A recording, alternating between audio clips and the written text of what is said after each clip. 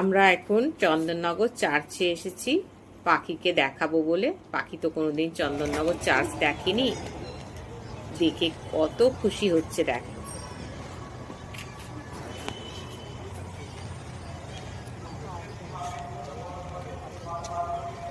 পাখি কি করছো? এটা কি জায়গা বলো তো? এটাকে চার্চ বলে।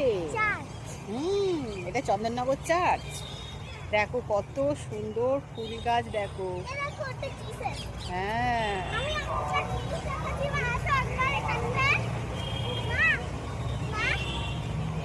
হ্যাঁ যাচ্ছি, তুমি চলো। পাখি পাখি এসো, দৌড়ি করছো, ছুটি করছো। দেখো ঘন্টা বাজছে।